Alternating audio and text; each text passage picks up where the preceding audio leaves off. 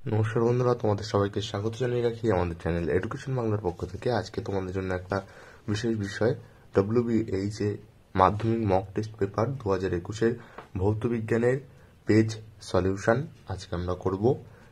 তোমাদের সমস্ত উত্তর বলে দেব, MCQ SAQ সহ MCQ SAQ বলবো। তো তোমরা যদি আগের ভিডিওগুলো অর্থাৎ আগের সলিউশনগুলো না দেখে থাকো, অবশ্যই ডিসক্রিপশনে প্লে লিস্টের লিঙ্ক আছে বা আই বাটনে একটা প্লে লিস্ট আছে, সেখান থেকে গিয়ে দেখে নিতে পারো। এবং নতুন সিলেবাস অনুযায়ী যে সাজেশনগুলো তারও আর একটা প্লে লিস্ট আছে, ডিসক্রিপশনে তার লিঙ্ক আছে, সেখান থেকে গিয়ে দেখে নিতে পারো। আর এই বইটা কেমন, কত দাম, কোথায় পাবে, তার যে সম্পূর্ণ রিভিউ সেই বিষয়েও একটা ভিডিও আছে, ডিসক্রিপশনের লিঙ্ক থেকে সেখান থেকে দেখে নিতে পারবে। তো এই যে WBH বইটা, এর ফিজিক্যাল সায়েন্স অর্থাৎ ভৌত বিজ্ঞানের প্রথম সেটটা আমরা প্রথমে করব। এই যে প্রথম সেটটা আছে এইটা আমরা প্রথম দিন সলভ করব। তো চলো একে একে দেখে নেওয়া যাক উত্তরগুলো। তো প্রথমে যে প্রশ্নটা রয়েছে, ওজোন স্তর ধ্বংসে কোন গ্যাসটির ভূমিকা সবচেয়ে বেশি?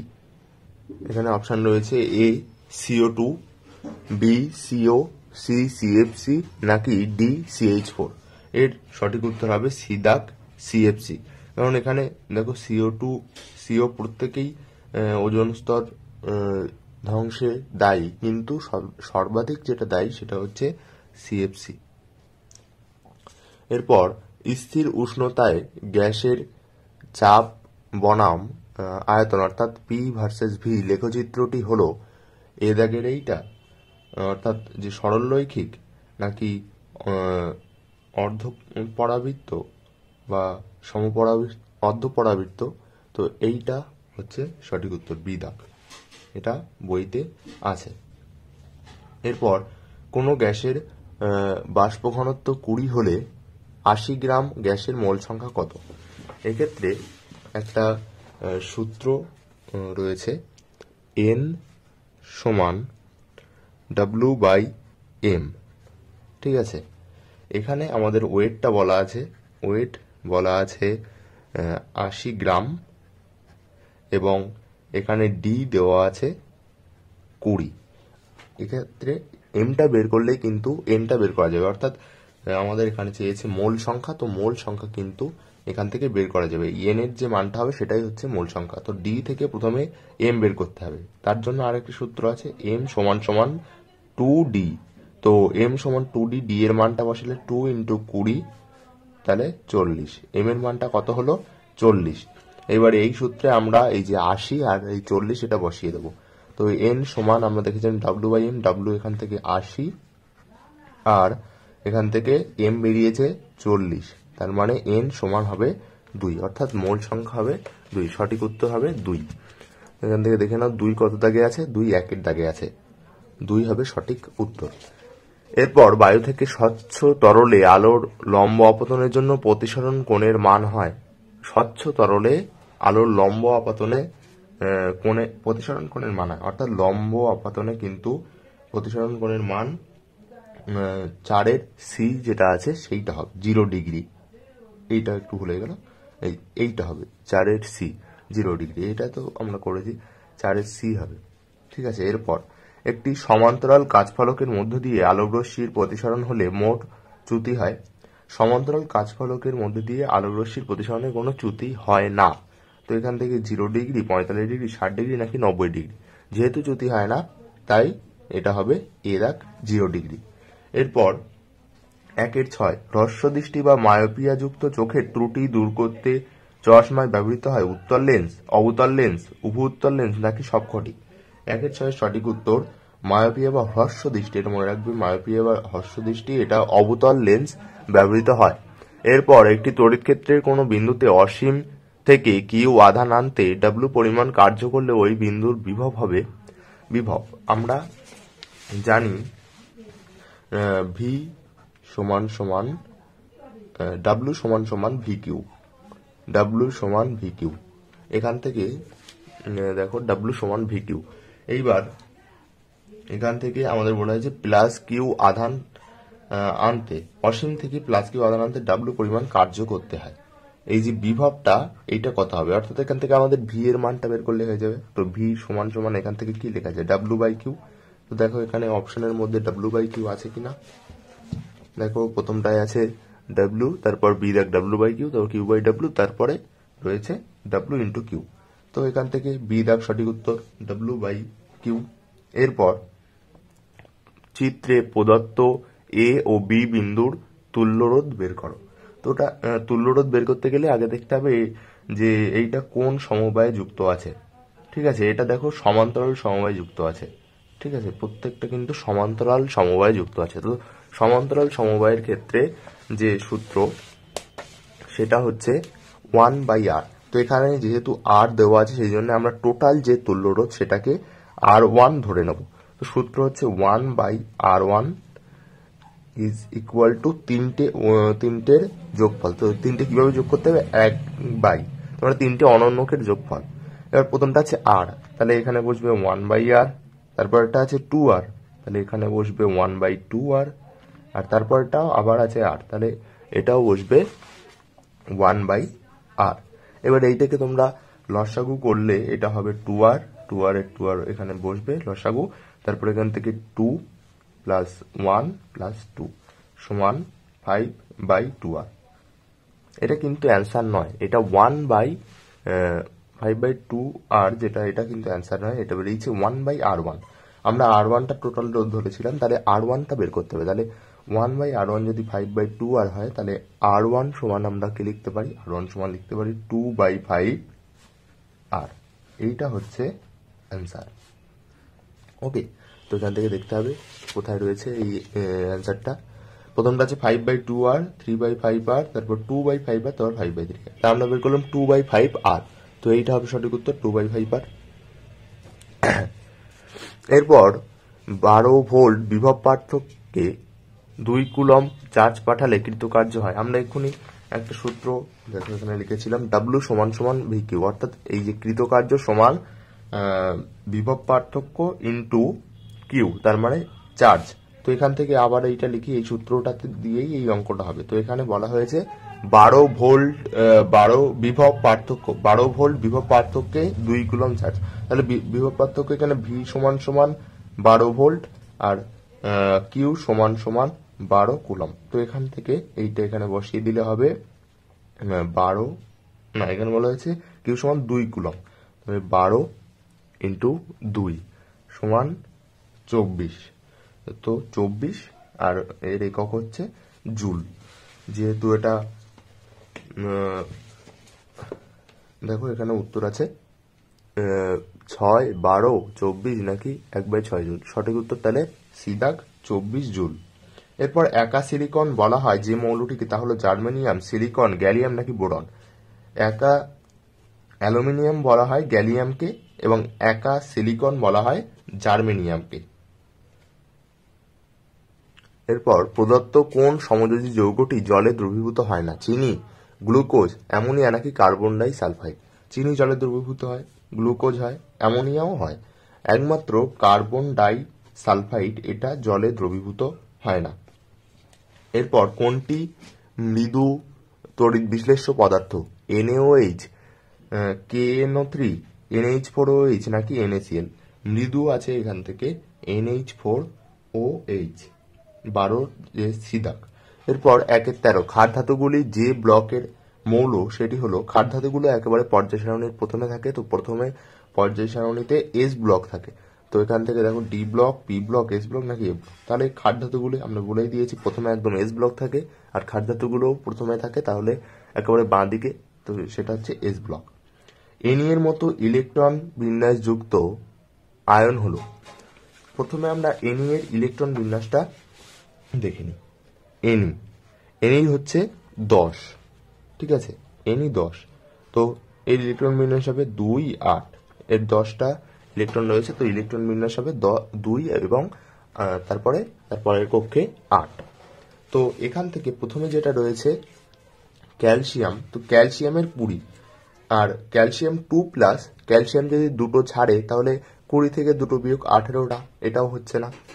এরপর Na+, এন এর আসলে ইলেকট্রন থাকে, অর্থাৎ এনে যে মৌলটা সেই এনেতে থাকে 11টা, কিন্তু এখানে এনএ প্লাস, তার মানে একটা ইলেকট্রন ছেড়ে দিয়েছে, সেই জন্য এনেতে থাকবে 10টা।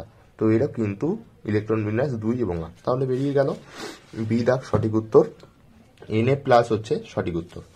এরপর অ্যাসিড মিশ্রিত জলের তড়িৎ বিশ্লেষণে ক্যাথোড ও অ্যানোডে উৎপন্ন গ্যাসের আয়তনের অনুপাত হয় 1:2, 2:1, 1:1 নাকি 2:3। এটা তড়িৎ বিশ্লেষণের ওখানে রয়েছে, সঠিক উত্তর হবে বি দাগ 2:1। এরপর এসিকিউ যে প্রশ্নগুলো রয়েছে, শূন্যস্থান পূরণ, উত্তর, এছাড়া খস্তম্ভ কস্তম্ভ মিলানো, এইগুলো আমরা দেখে নাও, এখান থেকে লিখেছি। Physical science model question set 1 group B. তো 2-1 ওজোন স্তর ক্ষতির জন্য CF2Cl2 এর কোন পরমাণুটি বেশি দায়ী? এর মধ্যে, অর্থাৎ এই পরমাণু, এই যে যৌগটা আছে এর মধ্যে Cl পরমাণুটা সব থেকে বেশি দায়ী, সঠিক উত্তর হবে Cl। এরপর 2-1 অথবা আছে কয়লা ও এলপিজি এর মধ্যে কোনটির তাপন মূল্য বেশি?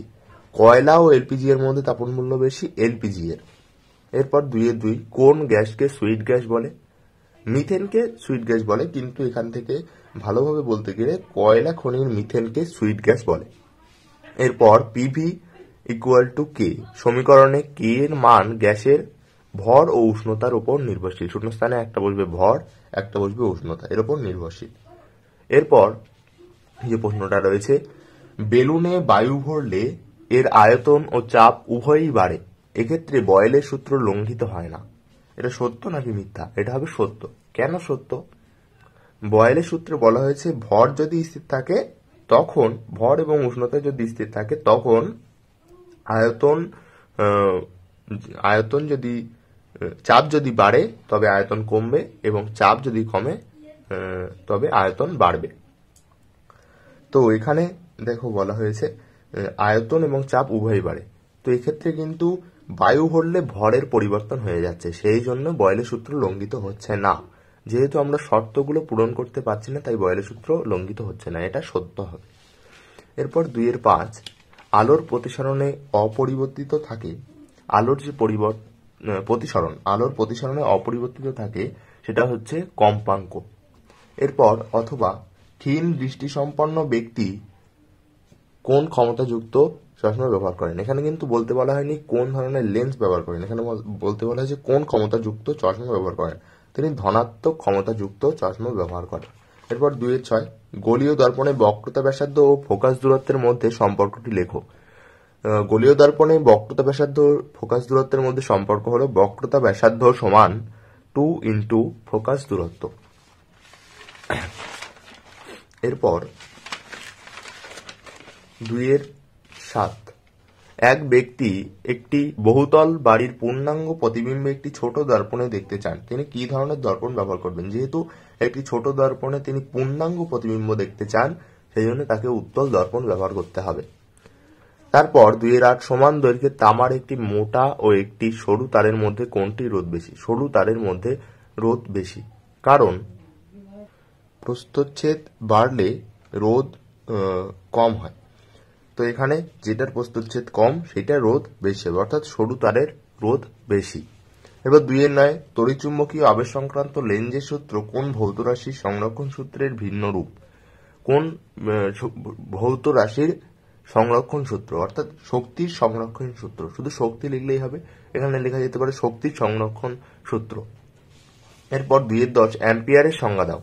অ্যাম্পিয়ার কোন তড়িৎ পরিবাহী তারের মধ্য দিয়ে প্রতি সেকেন্ডে প্রবাহিত তড়িৎ আধানের পরিমাণকে 1 অ্যাম্পিয়ার বলে। এরপর অথবা 2-10 1 কুলম্ব আধানের ইলেকট্রন সংখ্যা কত? এটা মনে রাখতে হবে 6.25 × 10⁸ অর্থাৎ 6.25 × 10⁸, অর্থাৎ 10⁸ এই সংখ্যক। এরপর বাম স্তম্ভের সঙ্গে ডান স্তম্ভ মেলানো। 2-11 রুবিডিয়াম একটা ক্ষার ধাতু, এটা ক্ষার ধাতুর সঙ্গে মিলবে, এটা মেলানোর পরে এরকম হয়েছে। তারপর সমযোজী ত্রিবন্ধন C2H2, এটা একটা ত্রিবন্ধন, সমযোজী ত্রিবন্ধন যুক্ত যৌগ। এরপর সালফার হবে দ্বিতীয় 2 নম্বর চ্যালকোজেন মৌল, সালফার একটি চ্যালকোজেন মৌল, আর বাকি থাকে তড়িৎযোজী যৌগ KCl, পটাশিয়াম ক্লোরাইড একটা তড়িৎযোজী যৌগ। এরপর 2-12 একটি সমযোজী যৌগের উদাহরণ দাও যেটি জলীয় দ্রবণে আয়নীয় যৌগের ন্যায় আচরণ করে। HCl gas. 2-13 তড়িৎ বিশ্লেষণের সময় কি ধরনের তড়িৎ প্রবাহ ব্যবহার করা হয়? ডিসি তড়িৎ প্রবাহ ব্যবহার করা হয় তড়িৎ বিশ্লেষণের সময়। এসি তড়িৎ প্রবাহে কিন্তু তড়িৎ বিশ্লেষণ হয় না। অথবা প্রশ্ন, কোনো পদার্থের উপর নিকেলের প্রলেপ দিতে হলে তড়িৎ বিশ্লেষ্য রূপে কি ব্যবহার করবে? সামান্য বোরিক অ্যাসিড মিশ্রিত নিকেল সালফেট দ্রবণ। 2-14 একটি ধাতব পরিবাহী এবং একটি অধাতব পরিবাহীর উদাহরণ দাও। একেবারে সহজ প্রশ্ন। ধাতব পরিবাহী যে কোনো ধাতু বললেই হলো, যেমন লোহা, আর অধাতব পরিবাহী বলতে হবে গ্রাফাইট, কারণ গ্রাফাইট অধাতু হলেও কিন্তু তড়িৎ পরিবহন করে। এরপর 2-15 Mg12 ধাতুটির পর্যায় সারণীতে কোথায় অবস্থিত? দেখো, একটা সহজ নিয়ম বলে দিই কিভাবে বের করবে। Mg অর্থাৎ 12 দেওয়া আছে, এর প্রথমে ইলেকট্রন সংখ্যা 12, তো এর ইলেকট্রন বিন্যাসটা প্রথমে লিখে নাও। তো কিরকম হবে? প্রথম কক্ষে 2টি থাকে, তারপরের কক্ষে 8টি, তারপরের কক্ষে যে কটা থাকছে 2টি। তো 2, 8, 2 এর ইলেকট্রন বিন্যাস। যে কটা সংখ্যক কক্ষ থাকবে, অর্থাৎ প্রথম কক্ষে 2টো, তারপর কক্ষে 8টা, তারপর কক্ষে 2টো। তো এখানে কটা কক্ষ আছে? 3টি কক্ষ আছে। তো সেইটা হবে পর্যায় সংখ্যা, অর্থাৎ 3টে থাকলে তৃতীয় পর্যায়। যে 4টে থাকতো তাহলে চতুর্থ পর্যায় হতো, এখানে 3টে আছে, তৃতীয় পর্যায়। এবং শেষে যে সংখ্যাটা থাকবে সেইটা হচ্ছে শ্রেণী সংখ্যা। ঠিক আছে? যে কটা কক্ষ সেই সংখ্যাটা হচ্ছে পর্যায়ের সংখ্যা, অর্থাৎ 3টে থাকলে তৃতীয় পর্যায়, এবং শেষে যে সংখ্যাটা আছে সেটা হচ্ছে শ্রেণী সংখ্যা, যেটা হচ্ছে 2 নম্বর শ্রেণী। তো এখানে লিখতে হবে Mg12 এই ধাতুটি পর্যায় সারণীর তৃতীয় পর্যায়ে 2 নম্বর শ্রেণীতে অবস্থিত। Cl ও Cl- এর মধ্যে কার ইলেকট্রন আসক্তির মান অধিক ঋণাত্মক? এক্ষেত্রে Cl এর দেখতে হবে ঋণাত্মক বলা হয়েছে, ধনাত্মক বলেনি কিন্তু ইলেকট্রন আসক্তির মান, অর্থাৎ ইলেকট্রন গ্রহণ করার মান, অর্থাৎ ত্যাগ করা। এখানে Cl এর কিন্তু ইলেকট্রন আসক্তির মান অধিক ঋণাত্মক, ধনাত্মক যদি বলতো তবে Cl- হতো। এরপর প্রথম সন্নিগত মৌলটির নাম কি? প্রথম সন্নিগত মৌলটির নাম স্ক্যান্ডিয়াম, সংকেত Sc। এরপর তাপমাত্রা বৃদ্ধিতে তড়িৎ বিশ্লেষ্য দ্রবণের তড়িৎ পরিবাহিতা বৃদ্ধি পায়। এরপর 2-18 রূপোর চামচে সোনার প্রলেপ দেওয়ার জন্য যে তড়িৎ বিশ্লেষ্য ব্যবহৃত হয় তার সংকেত, তার নামটাকে জেনে নাও। পটাশিয়াম অরসায়ানাইড ব্যবহৃত হয় রূপোর চামচে সোনার প্রলেপ দেওয়ার জন্য। এর সংকেত হচ্ছে K, তারপরে থার্ড ব্র্যাকেট দিতে হবে, তারপরে দিতে হবে A ছোট হাতের ইউ অর্থাৎ AU, তারপর ফার্স্ট ব্র্যাকেটের মধ্যে CN, ব্র্যাকেটের বাইরে অর্থাৎ ফার্স্ট ব্র্যাকেটের বাইরে 2, তারপরে থার্ড ব্র্যাকেট ক্লোজ। তাহলে KAUCN2। এই হচ্ছে প্রথম মডেল সেট 1 এর MCQ SAQ। এরপর আমরা বিভিন্ন মডেল সেট করব এই বিষয়েও এবং অন্যান্য বিষয়েও। তো সেইগুলো পেতে আমাদের চ্যানেলটিকে সাবস্ক্রাইব করে রাখতে পারো এবং আগের ভিডিওগুলো না দেখলে দেখে নিতে পারো। আজকের ভিডিওতে বলা যে আমরা নোটসগুলো দিয়েছি, SAQ যেগুলো লিখে তোমাদের দেখালাম, খাতায় লেখা আছে, সেগুলো তোমরা ডাউনলোড করে নিতে পারো। ডেসক্রিপশানে লিঙ্ক আছে সেখান থেকে। আর এই মডেল সেটটাও ডাউনলোড করে নিতে পারো ওই একই লিঙ্ক থেকে।